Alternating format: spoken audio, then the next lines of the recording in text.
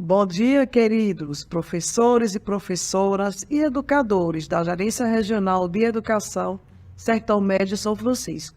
É com grande alegria e entusiasmo que damos início ao ano letivo 2024. Um momento especial para refletirmos e nos unirmos na construção e fortalecimento de uma educação mais inclusiva e diversa. O tema deste ano, Relações Étnico-Raciais, Educar para o Reconhecimento e Valorização da Diversidade e da Diferença, convoca-nos a promover um ambiente escolar acolhedor, onde todas as identidades e culturas sejam respeitadas e celebradas. É um compromisso com a construção de uma sociedade mais justa e humana. Neste encontro, teremos a oportunidade de compartilhar conhecimentos, experiências e estratégias para tornar nossas salas de aula espaços onde a pluralidade seja reconhecida como um valor fundamental na formação de nossos estudantes. Que possamos aproveitar este momento para fortalecer laços, aprender uns com os outros e nos inspirar a ser agentes de transformação na educação. Que este seja o início de um ano repleto de aprendizado, diálogo e respeito mútuo. Desejo que tenhamos um evento produtivo e enriquecedor. Vamos juntos construir uma educação mais inclusiva e igualitária. Deixo aqui um grande abraço para cada uma de vocês. Muito obrigada. Pessoal, mais uma vez, boa tarde a todas e todos os presentes aqui no dia de hoje. Como vocês sabem, né, somos dois setores aqui hoje, a CGDA e a CGIP. Os nossos coordenadores, professora Nilmária e professor Valdiclésio, estão nesse momento participando do colegiado de gestores com um outro polo, que está feito por polo. Mas eles vão dar uma passadinha aqui daqui a pouco e me deixaram aqui para poder iniciar a condução do dia de hoje, que teremos uma palestra sobre a temática da abertura do nosso ano letivo, que são as relações étnico-raciais, certo? Só fazer uma leitura aqui para vocês, pessoal. Gente, é o seguinte, para hoje, como vocês já sabem, organizamos uma pequena palestra para a gente dialogar um pouquinho sobre a temática do ano letivo. E temos a nossa convidada, certo? Que eu já falei para vocês, que é a nossa professora Keua Poema, que além de professora doutora da Universidade Federal aqui na Bahia, tem suas titulações que são até irrelevantes pelo fato da maior titulação que ela tem, que é ser prima de David. Viu? Aí vocês não... Então...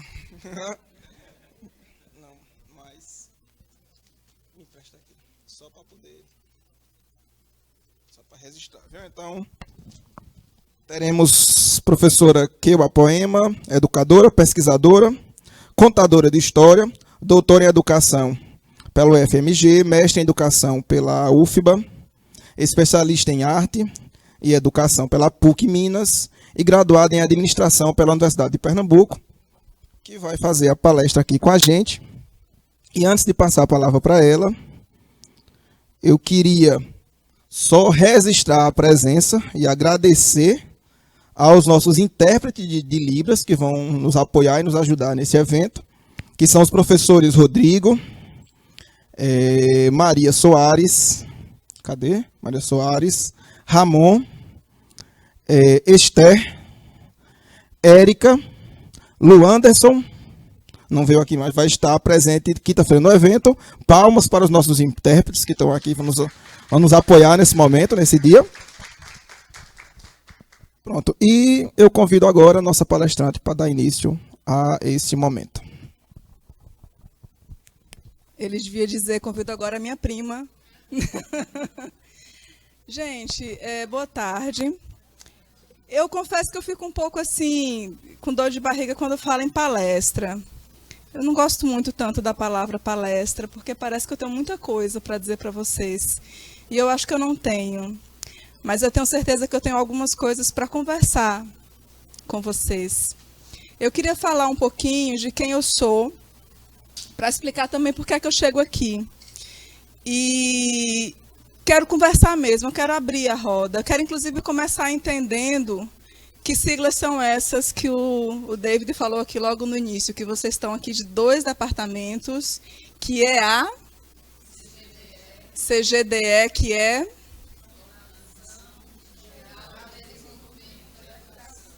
e a que é pronto.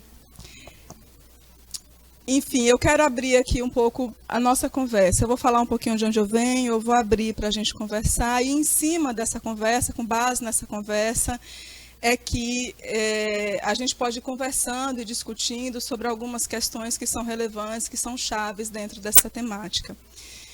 Eu sou uma pessoa muito ruim de protocolo, vocês já viram.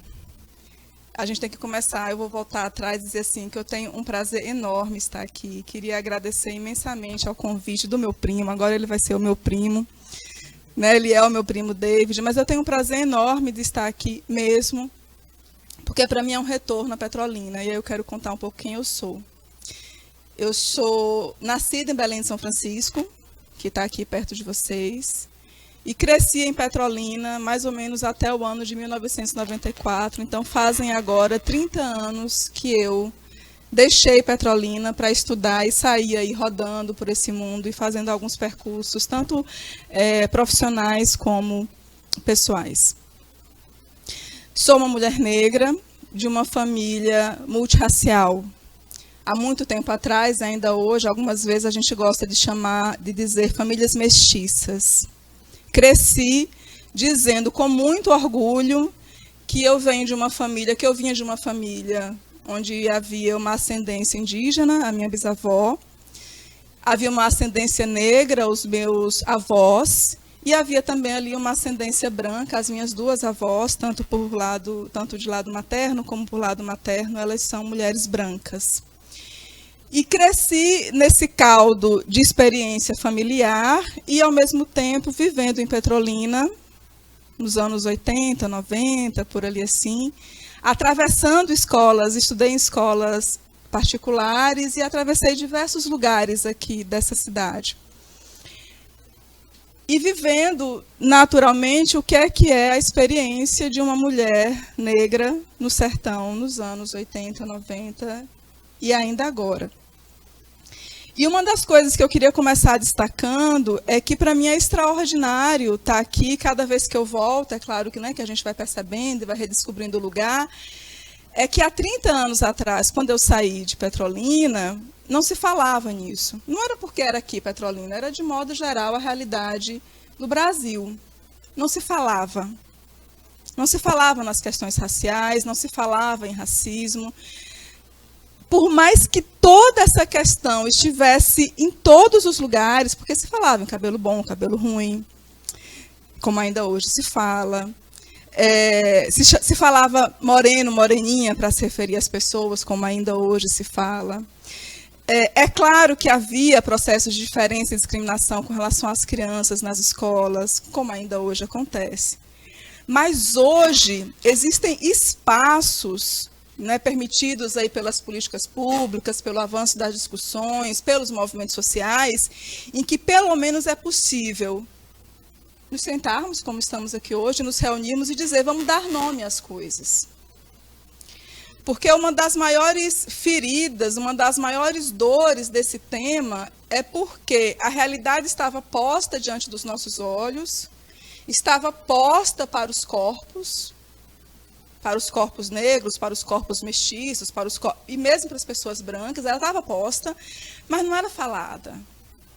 Uma das coisas mais comuns que se ouvia, e ainda hoje se ouve, é assim, não, você está enganada. Não aconteceu nada, não está acontecendo nada. É bobagem, isso é brincadeira de criança. Você está vendo a mais, né? Olha, então isso era o que era dito há 30, 40, 50 anos atrás, historicamente, que se diz ainda hoje, porque eu ainda ouço, eu tenho certeza que vocês também ainda ouvem, mas hoje, quando isso é dito, isso já causa um estranhamento. Já há um lugar diferente para tratar desse tema. E isso, seu tema de um ano letivo, é extremamente significativo. Então, para mim, é um prazer enorme estar aqui nesse momento. Eu considero uma dádiva, exatamente nesse mês de janeiro, que fazem exatamente 30 anos que eu saí daqui, primeiro para estudar essa coisa esquisita, que eu vou dizer para vocês que é esquisito, chamada administração.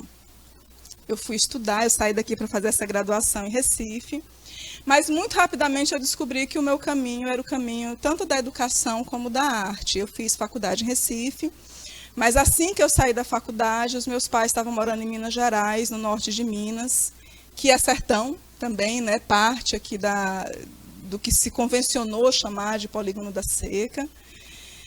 E meu pai morava lá, então eu fui parar em Minas Gerais, e em Minas Gerais eu me descobri como educadora, trabalhando com camponeses, com pequenos empreendedores. Como eu vinha da administração, o povo me chamava primeiro para dar palestra, cursos sobre cooperativismo, empreendedorismo, mas eu muito rapidamente fui descobrindo que o meu tema de interesse, os meus temas de interesse eram outros. Eu não queria falar sobre empresa, eu queria falar sobre educação. Eu queria falar sobre relações sociais, eu queria falar sobre arte e sobre como eu acho que a arte muda a vida das pessoas e muda o olhar das pessoas. Então, por conta disso, eu comecei em Minas um percurso como contadora de histórias, eu sou contadora de histórias, e como arte educadora. Então, eu fui refazer todo um caminho formativo como arte educadora, fui fazer especialização e depois essas coisas aí que o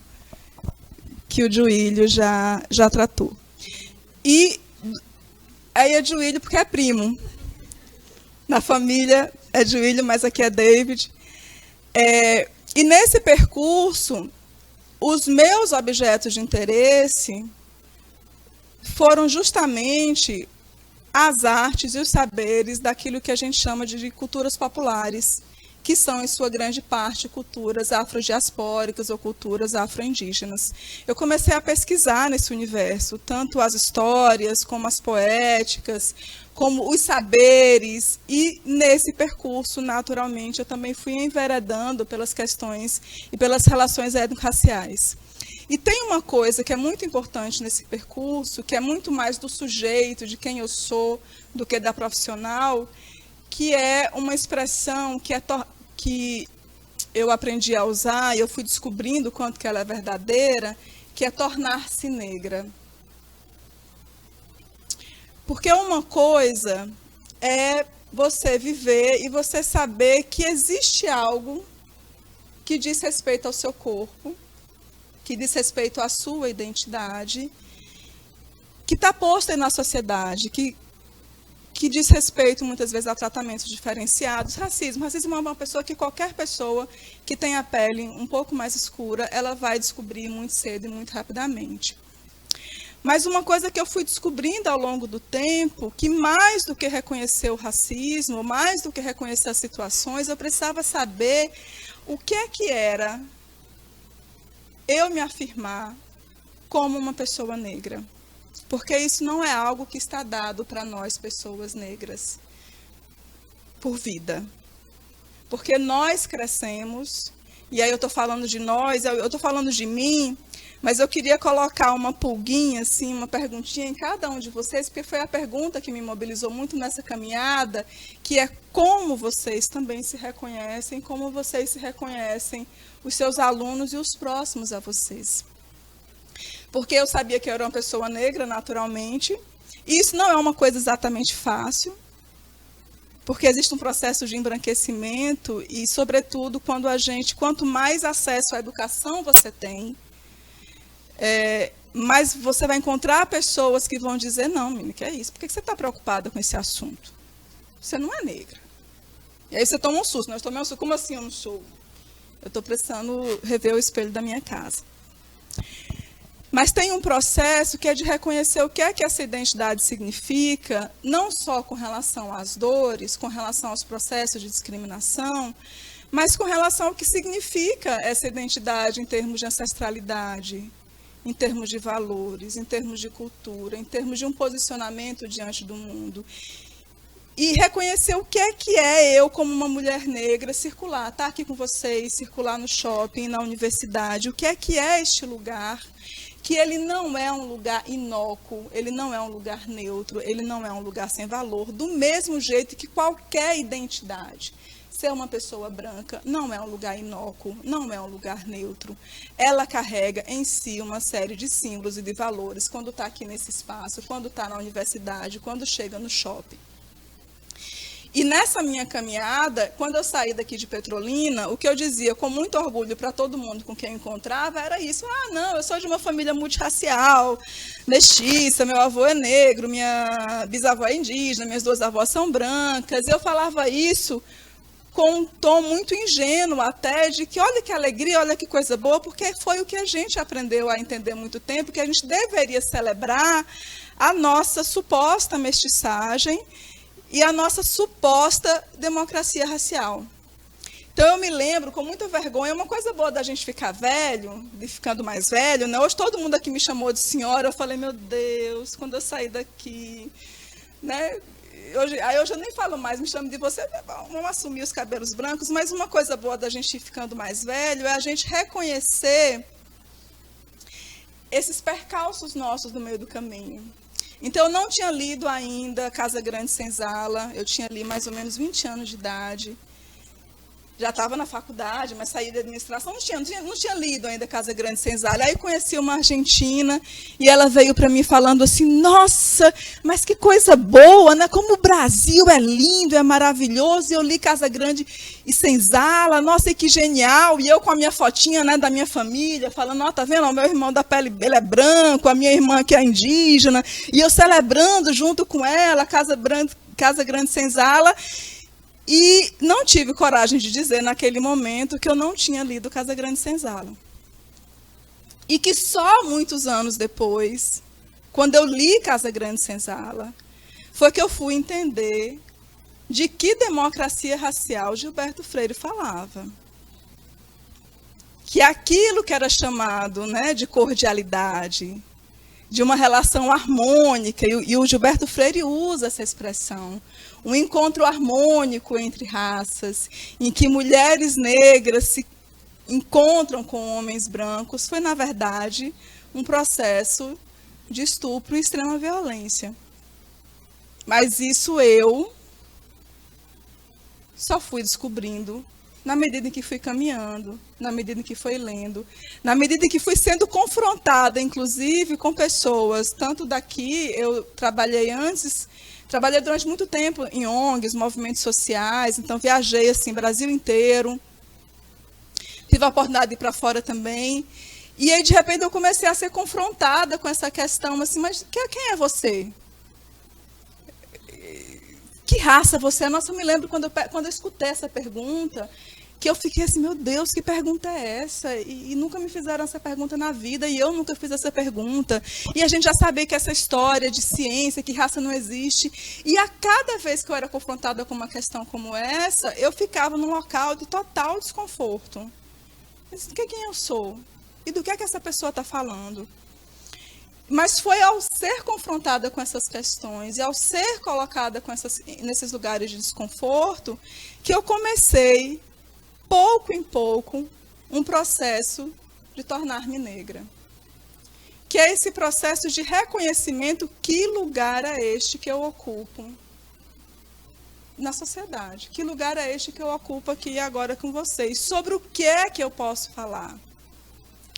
Sobre que experiências que eu posso falar? E, a partir daí, sobre que experiências como educadora e sobre que questões que eu acho fundamental a gente está falando.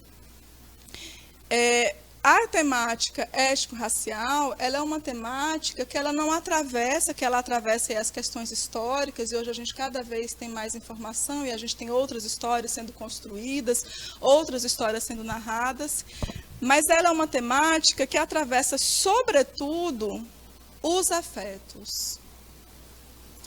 Não tem alguém que não trema um pouquinho quando essa questão é trazida à tona. Sobretudo no território da vida cotidiana. Aqui a gente está num território especial. mas, sobretudo, no território da vida cotidiana, quando esse tema é trazido. Ou a gente faz assim, não é isso não, menino. Está preocupado com o quê? Ou a gente ignora, ou seja, ou a gente tenta não se afetar pela questão. E às vezes é mais fácil dizer isso, eu não sou afetada por essa questão, eu não sou isso, eu não me preocupo com isso. Ou a gente de um jeito ou de outro, a gente vai ser afetado. De um lugar de... E aí, nesse de um lugar de... Agora eu queria abrir um pouquinho para vocês. Em que lugares que essa questão afeta vocês? Afeta vocês em seus cotidianos, tanto da vida como do trabalho. Quais são as inquietações que vêm no coração de vocês, quando vocês se veem diante dessas temáticas, inclusive desse desafio, que é trabalhar essa temática como tema, né, estruturante, eixo, aí, um dos eixos de vocês ao longo deste ano? O que é que inquieta? Agora eu queria ouvir um pouquinho vocês.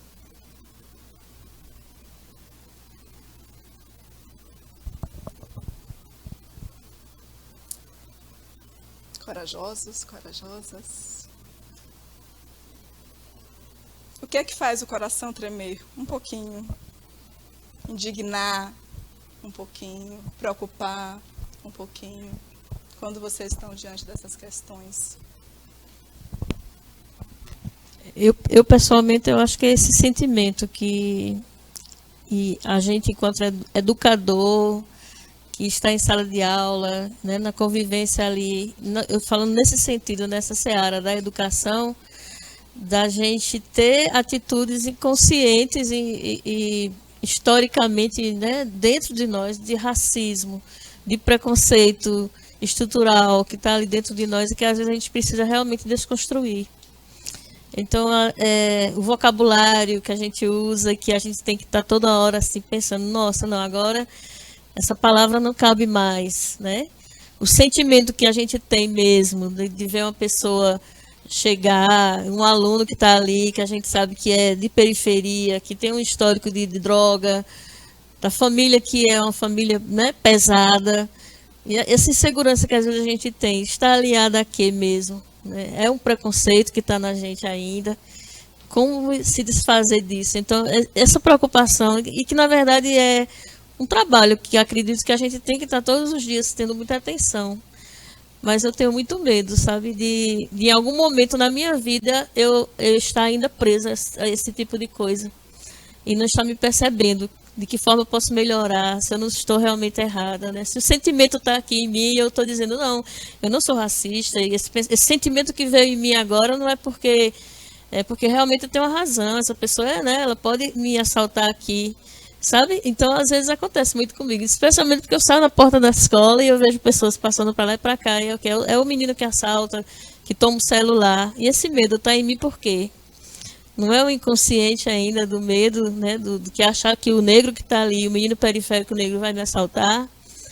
E, pelo menos essa leitura eu faço muito comigo, sabe? Maria da Conceição.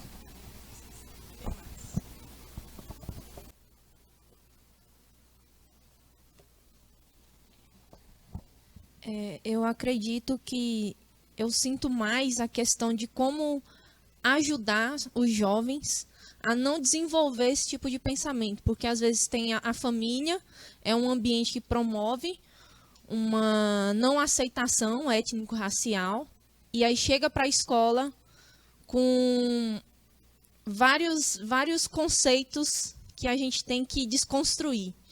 Então, como que a gente consegue penetrar no coração daquela pessoa para que ela entenda que a pessoa que está sentada do lado dela, que o professor que está dando aula para ela, é uma pessoa que merece um reconhecimento.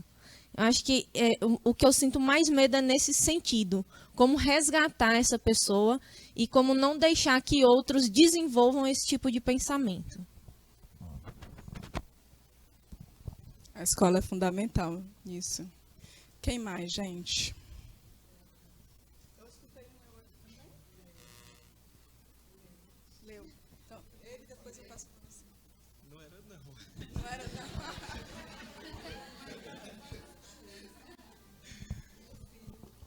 Eu estava pensando aqui, uma coisa que me angustia muito, tratando desse tema, ainda mais tendo ele como norteador do ano letivo, é justamente a falta de representatividade nas escolas.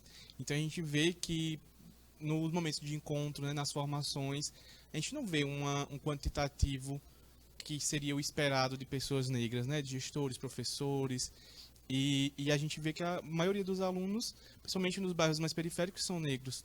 E aí como é que a gente trabalha o reconhecimento e a valorização, né, das diferenças e da diversidade, sem ter aquele espelho onde o aluno pode ver que existem referências que ele pode alcançar, né? Então, essa falta de representatividade é uma coisa que me angustia muito, assim.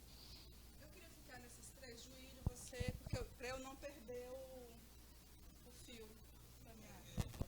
Eu ia falar, tá bem na linha do que Léo falou, dessa ideia de representatividade.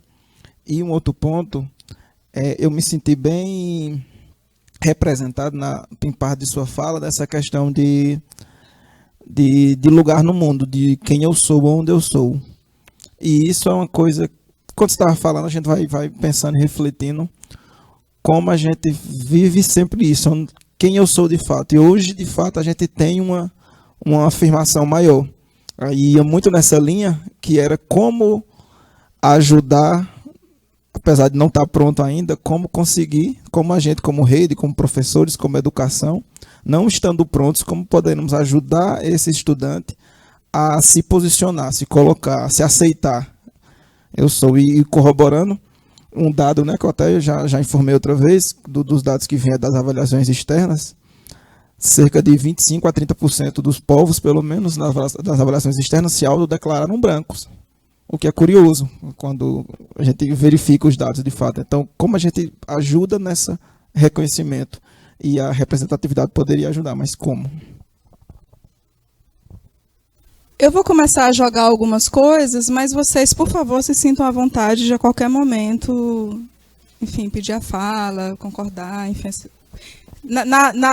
no propósito mesmo da conversa.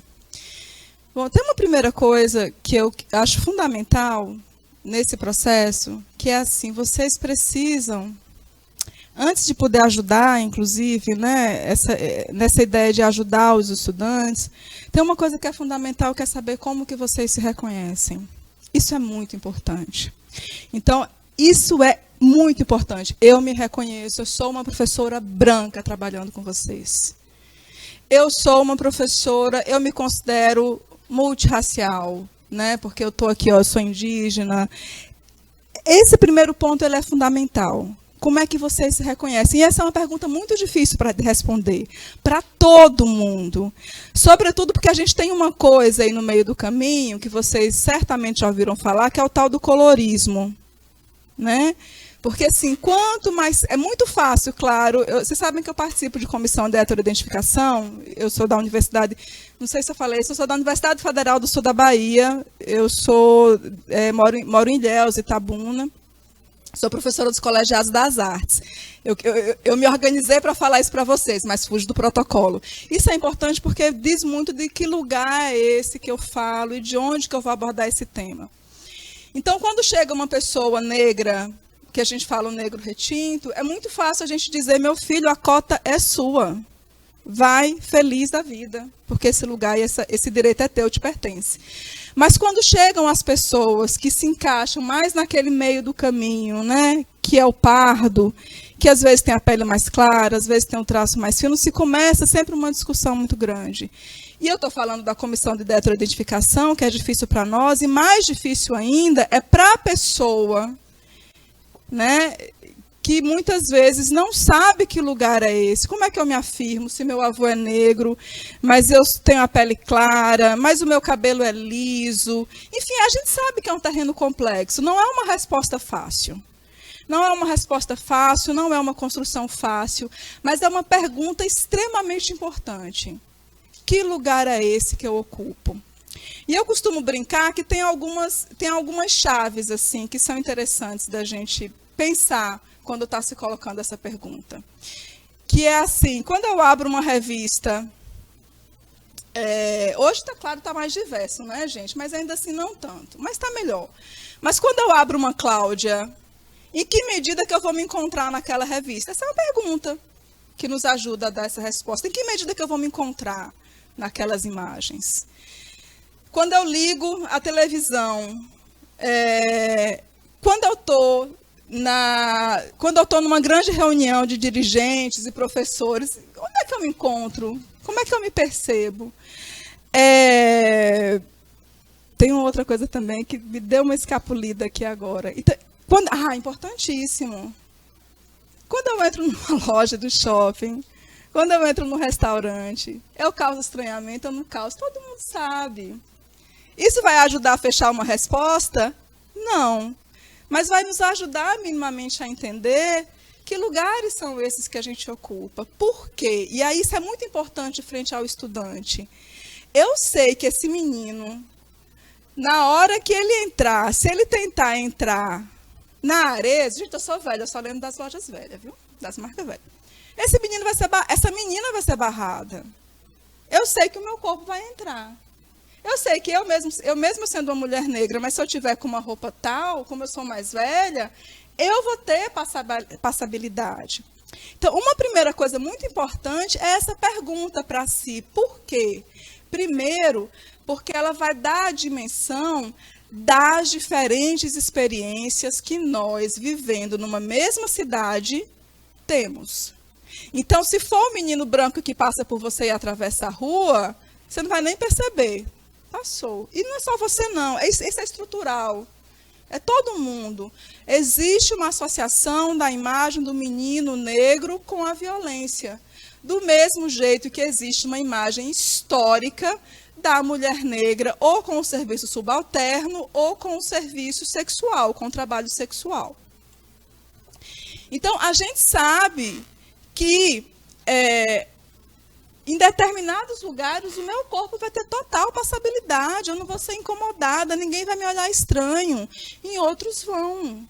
Então, uma primeira pergunta importante é essa, que é interessante. Vocês fizeram a pergunta assim, o que é que eu faço pelo meu aluno? Mas antes de vocês perguntarem o que é que eu faço pelo meu aluno, pelo meu professor, porque vocês estão formadores, né? É primeiro quem eu sou essa pessoa que está lidando com esses professores. Então, primeiro, porque a gente percebe que existem experiências distintas. Do que é você entrar numa loja, do que é você entrar num restaurante, do que é você subir um elevador de um prédio, uma coisa super simples. Se você vai ser confundido com alguém que está ali a serviço, ou se você vai ser confundido com alguém que está em visita ou que é um possível morador daquele lugar. Se vai ter um outro corpo que vai te atravessar e vai ter medo de você, ou vai te ver até como uma criança. E isso é muito curioso, porque a relação muda. Né? Isso é um primeiro exercício, que é um exercício que eu estou nele, que é um exercício da vida. Que lugar é este que eu ocupo? Né? Então, hoje, por exemplo, eu falo, eu sou uma mulher negra, professora universitária. Faz diferença? Faz diferença. Nos lugares pelos quais eu transito. Mas já subi o elevador de um prédio e me desejaram um bom trabalho, um bom serviço. Eu falei, oh, Deus. Primeira coisa é isso. E eu acho, foi interessante que eu conversei primeiro com a coordenadora de vocês, com a Célia, perdão, eu não sei se com a Célia Regina, e ela falou assim, porque fica essa conversa hoje de branquitude para lá, de branquitude para cá. E eu falei para ela assim, eu acho que uma questão é mudar, porque às vezes, quando a gente fala em branquitude, parece que a gente está só acusando o corpo do outro, está colocando o outro contra a parede. Está dizendo assim, assuma aí que você tem uma culpa nessa tragédia. É meio assim dramático, né? Mas eu acho que tem uma coisa importante, quando a gente convoca, por exemplo, as pessoas brancas a dizerem, sou uma pessoa branca.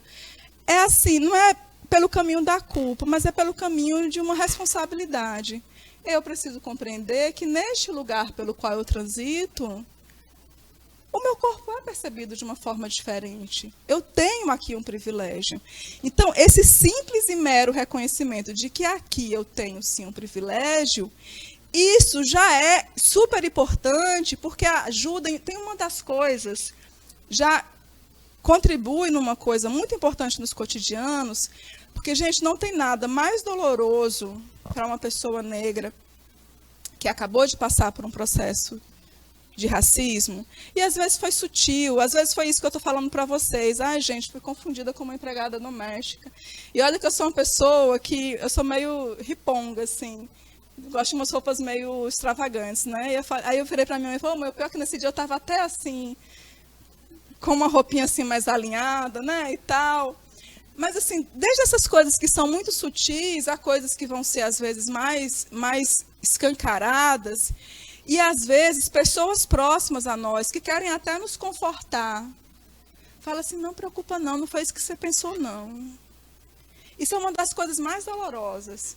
Porque é como se você estivesse virando para a pessoa que sofreu a violência, não importa em que nível que ela foi, e diz assim, você está doido.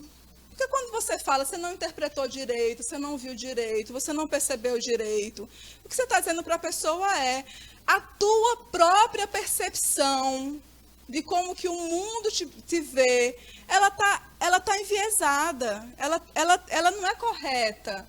Ou seja, a pessoa sofre duplamente. Ela sofre porque, primeiro, ela se sentiu violentada na identidade dela, e ela sofre porque, ao mesmo tempo, essa percepção de que sofreu a dor, ela é negada. Então, quando eu tenho esse exercício comigo de reconhecer que lugar é este que eu ocupo,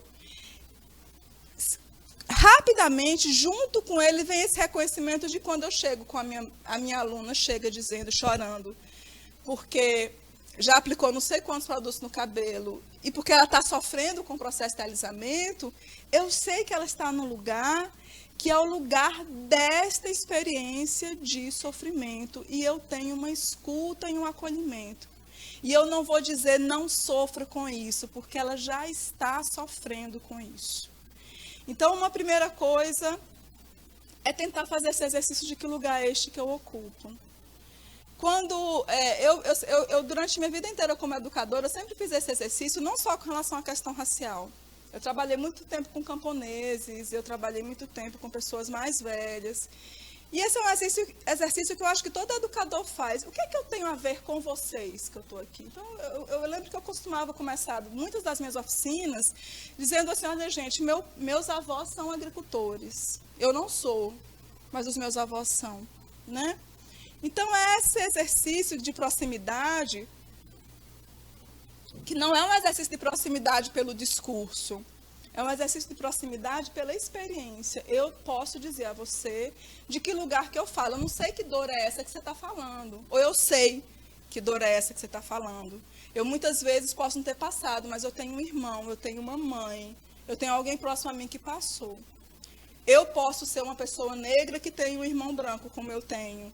Eu posso ser uma pessoa branca que tem familiares negros. Eu falo, eu nunca passei, mas eu sei, eu já ouvi histórias, eu conheço pessoas que passaram. Então, uma primeira coisa é isso, que lugar é esse que eu ocupo? E uma segunda coisa é, eu entendo também que você ocupa um lugar que não é o mesmo que o meu. Que eu abro a revista Cláudia hoje e eu encontro já mulheres que se parecem comigo. Mas a menina que é negra retinta e que tem o cabelo crespo, totalmente crespo, ela não encontra. Ela não encontra nenhum modelo no imaginário em que ela possa olhar e dizer, olha, que nem eu, é como eu, então eu posso existir. E aí eu queria mostrar uma coisa para vocês, eu trouxe umas imagens, tem uma palavra-chave nessa história toda, que é imagem.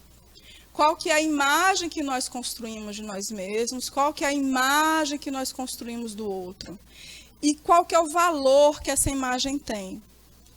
E isso vocês sabem, então todo mundo cansado de saber, que isso é um processo histórico, é um processo colonial, é um processo que a gente está começando a desconstruir agora. Mas eu queria mostrar duas imagens que eu acho que traz isso de uma forma assim bem, eu particularmente acho muito forte. Para a gente entender esses imaginários que estão associados, né, a essas questões. E que são, e que falam muito desses lugares de privilégio, ou de dor, ou de passabilidade, que todos nós aqui, de uma forma ou de outra, atravessamos. E você sabe uma coisa interessante? Porque, assim, teve uma época que eu viajei muito dentro do Brasil e eu viajei fora do Brasil. E aí era interessante, assim, porque eu cheguei no norte, eu não era nem branca nem negra, eu era não indígena, quando eu estava lidando com os Yanomamis na época. Então, a gente vai percebendo que essas nossas percepções do nosso corpo, elas não são fixas. Do mesmo jeito, né, a gente, em São Paulo, aqui a maioria de nós somos negros. Isso não tem... Chega no Rio Grande do Sul, no sul do país. Aqui não, aqui já existem outras. Né? Então, e percebendo isso, e percebendo, sobretudo, na nossa experiência, em como que a gente sente isso, é uma das coisas fundamentais. Eu gosto de falar que as questões raciais, elas são questões históricas, culturais, mas profundamente enraizadas no sujeito, em quem nós somos, em como nós nos percebemos, em como que nós percebemos o outro, como que se dão as relações próximas, as relações familiares, as relações dentro da escola. Opa! Por que ele não está passando? Esta é uma pintura da Tarsila do Amaral, importante pintora modernista, e ela fez um retrato dela mesma. O nome dessa pintura chama-se Autorretrato. O que é que a gente percebe nessa pintura? Assim, o que é que vem? Palavras soltas. O que é que a gente vê nesta pintura? Luxo. Luxo, poder, o que mais? Beleza.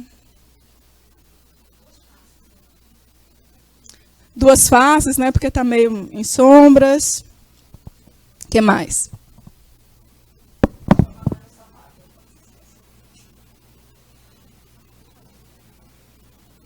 Eu acho que isso é bacana. Então, luxo, elegância, beleza, empoderamento. É uma coisa que todo mundo quer, né? Essa mesma artista, Tarsila do Amaral, pintou um outro quadro chamado A Negra. Vocês percebem? Então, a gente tem aqui... deixa eu aumentar um pouquinho. No primeiro quadro, a gente tem uma mulher elegantemente vestida. Nesse segundo quadro, a gente tem uma mulher nua. No primeiro quadro, a gente tem uma mulher que foi pintada em seus detalhes. Ela foi pintada para ser reconhecida, para que quem conhecesse Tarsila do Amaral olhasse para o retrato e dissesse: é Tarsila do Amaral. Ou seja, ela é um indivíduo, ela é um sujeito que tem identidade.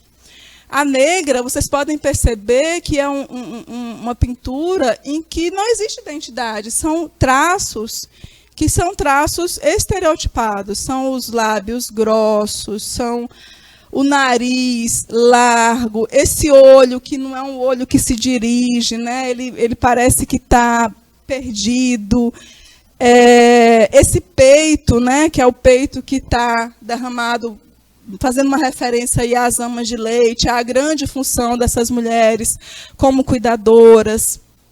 Ou seja, a mesma artista... A gente tem uma imagem de como que ela retrata a si mesma, ela retrata não só a si, mas a ela, a categoria mulher também. E como que ela vai, como ela vai retratar uma mulher negra. E isso que a Tarsila do Amaral faz é o que é o comum de muito da produção intelectual, artístico, cultural, ao qual nós vamos ter acesso, que vai ocupar os nossos livros, os livros, sobretudo, das nossas infâncias, das nossas adolescências.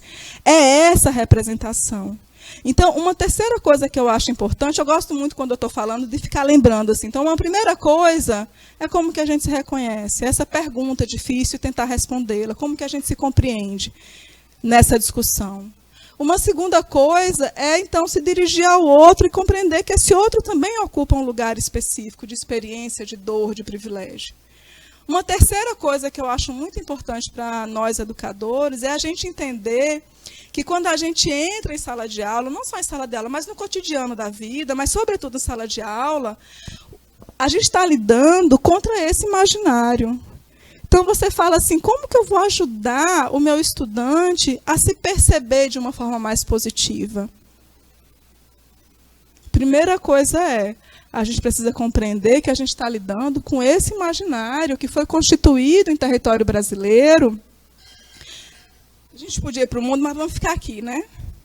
Mas que foi constituído no Brasil em toda a sua história. E foi construída não só nas questões históricas, na história da escravidão e tudo isso. Foi construído na produção cultural, na produção artística, naquilo que chega para as pessoas, na forma como a gente compreende o português. Então, não, falar assim está errado, né? Então, em toda a nossa Constituição imagética, porque ela é mais poderosa do que qualquer discurso histórico. Porque isso está presente. Tem uma outra coisa que eu quero mostrar para vocês, uma outra imagem, que é essa pintura chamada Redenção de Cã. E nessa pintura vocês podem observar o que é que vocês enxergam nela.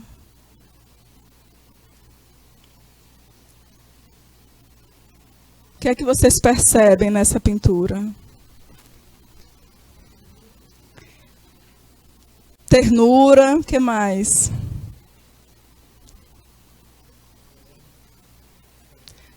Fé, o que mais?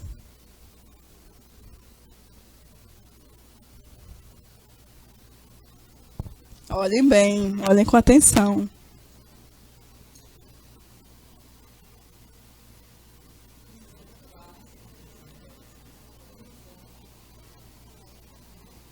O que é que vocês percebem, gente, nela? Vamos lá, tá aí dentro dos olhos de vocês. Hã?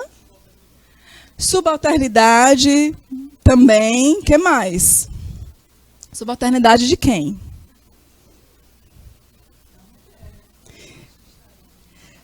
Gente, eu vou falar um pouco das imagens, depois eu vou falar do título deste quadro, que se chama Redenção de Cã. A gente tem aqui uma família. Então, de fato, a ideia de ternura, né, de uma amorosidade que existe aqui. A gente tem uma mãe negra. Uma filha que já tem a pele mais clara do que a mãe. Ou seja, a mãe possivelmente, né, se relacionou com um homem branco. A filha, por sua vez, se casa com um homem branco. E o filho dela é branco. Esse é o projeto que vocês sabem que foi o projeto do Brasil no início do século XIX, início da nossa República, que era o ideal de embranquecimento do Brasil. Porque imagina uma nação do futuro ser majoritariamente negra. Então existiu, todo mundo sabe disso, um projeto político. Quando as imigrações elas são incentivadas, as imigrações europeias são incentivadas para o Brasil, é porque a elite brasileira achava que o Brasil não poderia ir para frente tendo uma população majoritariamente negra, era preciso embranquecer o Brasil. Então, e aí a gente está falando de questões políticas amplas e vamos entender como é que elas impactam na vida e no cotidiano das pessoas. Então, existia um discurso de que o ideal do Brasil, o ideal para o nosso país, é que a gente saísse daqui para esse bebê, esse era o bebê que deveria povoar o Brasil. E aí a gente vai falar nessa coisa que é o ideal de embranquecimento. E claro, o princípio da eugenia. E como é que isso se reflete? Eu não sei se vocês já ouviram essa expressão, mas como que ela vai impregnar tão fortemente os cotidianos, que há não muito tempo atrás eu ouvi uma pessoa se referir à barriga suja. Vocês conhecem essa expressão? Alguém aqui não conhece barriga suja? Quem conhece? Alguém conhece? Barriga suja, gente, era uma expressão que eu escutei há uns 10 anos atrás aqui, nunca mais escutei, mas que refere-se a mulheres de relacionamentos interraciais. Se elas tinham filhos brancos, a barriga era limpa. Se nasciam filhos negros, a barriga era suja. Então isso impregnou parte do nosso imaginário. E quando a gente vai para os cotidianos de meninas e de jovens, né, que tentam muitas vezes esse processo todo de usar roupas, de alisar o cabelo, então a gente tem um imaginário que está associado àquela coisa da mulher branca, da mulher negra, de um ideal de existência, de quando você abre uma revista, de antigamente quando você assistia uma novela, hoje está mudando isso, até Big Brother Brasil, né, os primeiros, esse negócio aí que só isso mereceria um seminário inteiro para falar daquele negócio. Mas como que existe um ideal de branquitude, como o ideal que está associado à beleza, à felicidade, à riqueza, a poder, a tudo isso. Então, quando a gente entra em sala de aula, que a gente está encontrando com estudantes, em sua maioria, negros, e, sobretudo, vivendo situações de marginalização, né, marginalização das políticas públicas, das periferias da cidade, e essa coisa toda, você vai ter um sujeito que está diante desse imaginário. E aí eu devolvo a pergunta para vocês. Quer falar? Que não tem condições de se reconhecer. Porque, gente, todo o processo de reconhecimento de mim, de quem eu sou, isso não é um milagre divino, não é algo que é dado, não é algo que eu nasça assim, um sujeito iluminado e nasça com essa potência. Todos nós, para a gente se constituir como sujeito, desde bebê, a gente tem lá alguém falando, olha que lindo, olha como é fofinho, olha como anda bem, olha como é inteligente. E é um processo que se estende, né, que ele vai para a escola, e aí na escola a criança vai entender que tem uma criança que todo mundo vira para ela e fala que ela é bonita, e tem umas crianças que ninguém vira para ela e fala que ela é bonita. Então, essa constituição de autoimagem é uma constituição que é feita por família, por professores, por colega, pela televisão, pela revista, pelos cantores famosos, é feito pela sociedade. Então, tem uma coisa que eu acho, às vezes, muito perversa, que é quando a gente cobra não, a gente fala, nossa, mas por que aquela menina não se ama? Eu falo, uai, gente, de onde que ela colhe esse elemento e essa matéria para ela se amar, se essa matéria não está sendo ofertada? Não está sendo ofertada na família, muitas vezes não está sendo ofertada na escola, não está sendo ofertada. Então, um quarto elemento, eu já estou no quarto, primeiro, se reconhecer. Segundo, compreender esse lugar do outro. Terceiro, compreender essas questões históricas mesmo, como que esse imaginário ele é poderoso e ele nos conduz a mais de 200 anos. A escravidão no Brasil tem 300 anos, e há 300 anos que a gente lida com isso. É muito forte, é muito pesado. Né? É contra isso que a gente está lidando. É muita coisa. A gente tem que ter muita, nós também educadores, tem que ter muita resiliência, né? Muito coração, muita coragem, muita compaixão, muito amor por nós mesmos, inclusive, para a gente lidar com isso. Então, na terceira, né? A quarta coisa que eu acho que é fundamental, e aí eu acho que isso sim está no nível que a gente pode fazer concretamente, se a gente está falando que todo o imaginário foi construído no sentido de invisibilizar e de negar a existência da diversidade, porque isso é a diversidade, a gente precisa trazer para a sala de aula o inverso. A gente precisa trazer conteúdos, imagens, filmes, desenhos, que tragam outras narrativas, que contem outras histórias, que tragam outros referenciais de beleza. E aí é uma coisa interessante, porque assim, é não só para as crianças negras, mas inclusive para as crianças brancas. né? Por exemplo, ter caderno que tenha criança negra na capa é fundamental. Hoje eu falo que eu sou a chata da papelaria. Eu tenho um filho pequeno, quando eu vou escolher matéria, eu saio aqui, não quero.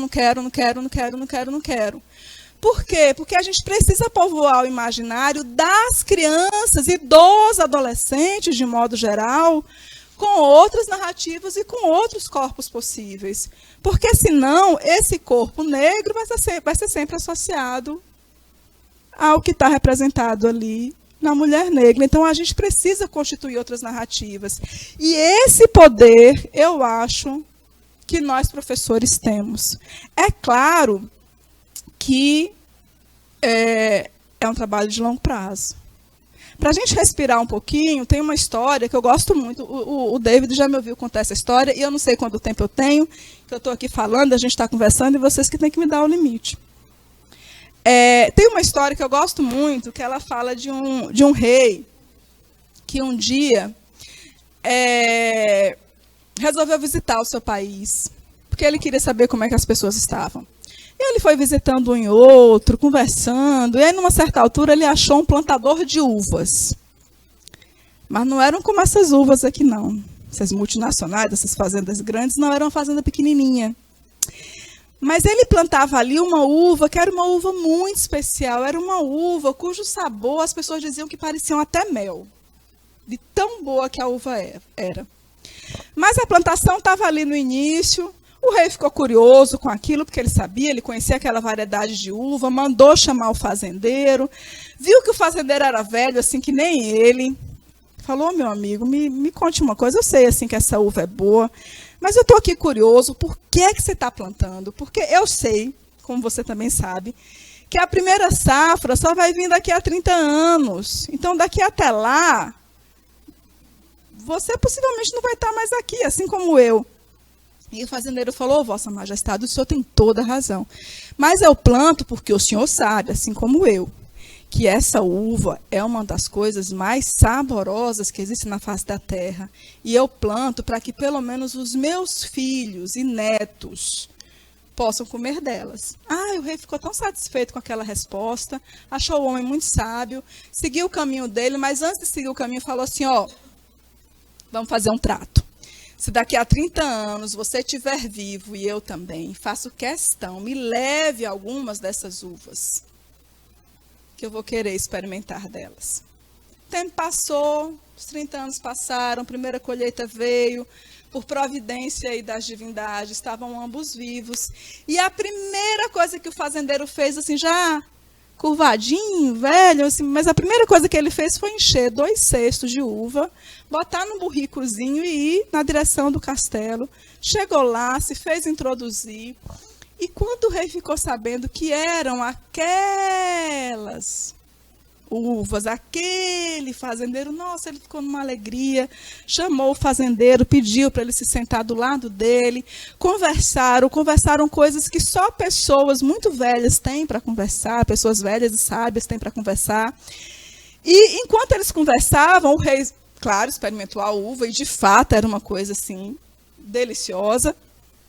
O rei pediu que o vizir, que o primeiro-ministro dele, enchesse aqueles 2 cestinhas com ouro. Era uma pequena fortuna. E logo, logo correu pelo país inteiro, porque vocês sabem como é que é boato, correu pelo país inteiro que o rei andava trocando uva por ouro. E aí, gente, apareceu um outro fazendeiro, assim, muito do mexeriqueiro, e ele tinha uma plantação de uva, mas era aquela uva mesmo, assim, que dá de 6 em 6 meses, e ele botava ali um tanto de coisa. E aí ele falou assim: mas se esse rei é justo, como dizem, ele vai ter que me dar meu ouro também. E aí ele encheu logo 4 cestas de uva, compareceu diante do rei, o rei recebeu, e ele foi dizendo assim: Vossa Majestade, se o senhor é justo, como dizem, eu estou aqui, eu quero meu ouro. O rei pegou uma das uvas, experimentou. Era aquele negócio assim aguado, que o açúcar assim vinha lá longe. Nossa, mas esse homem foi tomado de uma fúria tão grande que ele mandou prender aquele fazendeiro. E que ele só fosse solto quando ele comesse a última das uvas que havia trazido. E logo, logo correu pelo país inteiro, que para uns o rei dava ouro e para outros o rei dava castigo, mas essas pessoas que falavam isso não sabem o que nós sabemos aqui. Quem levou ouro para casa é porque plantou uvas muito especiais durante 30 longos anos. E é o que nós fazemos como educadores, é plantar uma semente que a gente não sabe se vai dar, não sabe quando vai dar. Mas eu acho que a boa notícia é que ela dá. Porque o fato de nós estarmos aqui sentados hoje, discutindo essas coisas, é porque pessoas têm plantado essas sementes há muitos anos. Muitas vezes insistentemente, muitas vezes não, sempre insistentemente. Produzindo material, produzindo pesquisa, produzindo literatura, escrevendo, fazendo outras narrativas, semeando aí esse território. Então, a Petrolina de hoje não é a Petrolina de 30 anos atrás. O Brasil de hoje não é o Brasil de 30 anos atrás. A gente sabe que todos esses temas, os preconceitos, as palavras, as expressões, as crianças que precisam alimentar a sua autoestima, elas estão aí. Mas o terreno é outro. A gente tem material que antes a gente não tinha. A gente tem hoje uma televisão que bota protagonista negro nas novelas, né, que é esse veículo importante. A gente tem cantores negros, artistas negros produzindo. Então, a gente tem coisas que antes a gente não tinha. Eu falo com os meus alunos, às vezes eles reclamam, um mal de gente velha é reclamar, né? Claro, vocês não sabem como é que era antes, tanto de bom como de ruim. Mas, assim, a gente tem hoje um contexto, uma cena, que eu costumo dizer para os meus estudantes, que eu acho que a gente vive um dos cenários mais interessantes da história e, ao mesmo tempo, um dos mais desafiadores. Então, ao mesmo tempo que a gente está aí nessa iminência, né, climática e essa coisa que assombra a gente, está aí o calor cada vez pior, mas, ao mesmo tempo, a gente vive um contexto histórico em que nós estamos falando sobre as questões raciais, sobre as identidades de gênero, sobre a liberdade, sobre o respeito ao outro, sobre essa necessidade que a escola tem de educar em diferentes dimensões. Alguém que tiver uma experiência diferente da minha, por favor, fale. Mas eu estudei a minha vida inteira sem saber que existia comunidade indígena aqui. E eu acho curioso, eu me arrepio todo quando eu penso nisso, porque a minha bisavó era indígena e a gente não se perguntava na família de que lugar que ela tinha vindo. Parecia que ela tinha brotado e desaparecido porque a gente não via. A gente não via, não se falava. Né? E hoje, com muita alegria, eu volto e falo, meu Deus, né? Por que a gente não falava? Por que parecia que não existia? Para algumas pessoas, claro, né? Não para quem está vivendo a experiência. A gente não sabia dos quilombos. A gente não sabia dos reisados. Eu fiquei sabendo que o Samba de Véio vai abrir o evento de vocês, que é lindo. A gente não sabia dessas coisas. Parecia que a gente, de fato, estava num mundo que nos era completamente estranho. Por isso que eu digo que o tornar-se negro, e isso é um desafio interessante. Quinta coisa, para os jovens, né, sobretudo para os jovens que se reconhecem negro, para as pessoas que se reconhecem negro, é entender que existe uma cultura afrodiaspórica indígena extremamente potente que sustenta o Brasil. E essa é que é a grande coisa. Ela não é marginal, mas ela está no centro, inclusive, de muitas produções hegemônicas.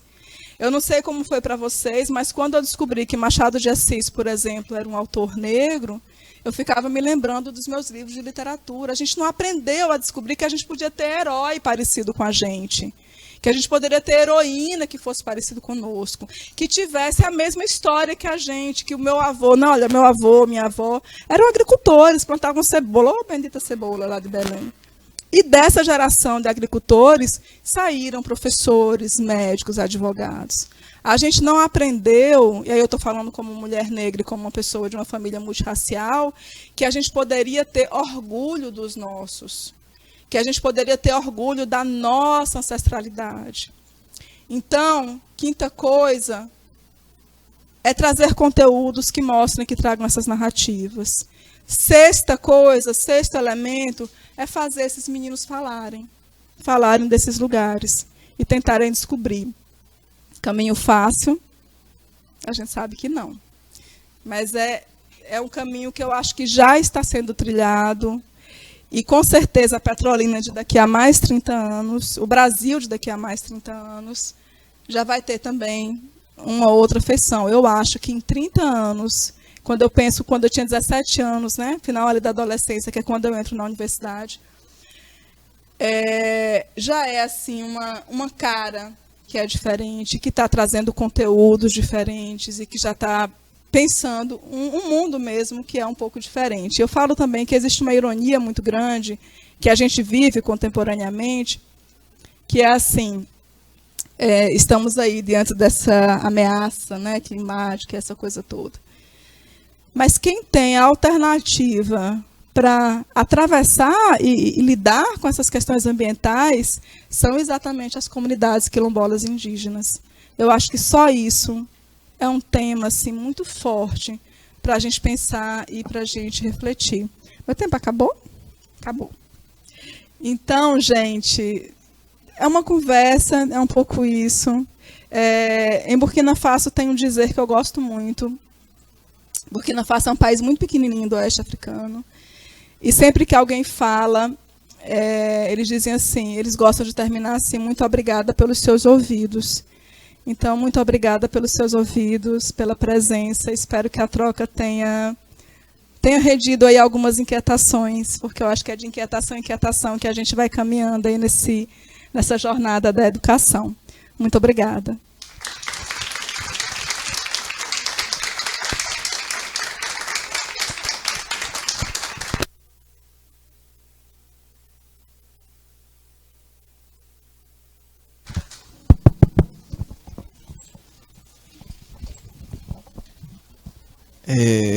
Então, pessoal, acredito que o colegiado se estendeu um pouquinho, que o professor Valdir Clécio e a professora Nilmara não conseguiram vir aqui no desfecho, mas como o Kelly já a poema, Kelly também e Kelly, como eu queria, vou falar aqui em nome dos nossos coordenadores, viu, professora Kelly, em nome da professora Célia Regina, muito obrigado mesmo por esse dia de diálogo, de conversa, muito oportuno para a gente.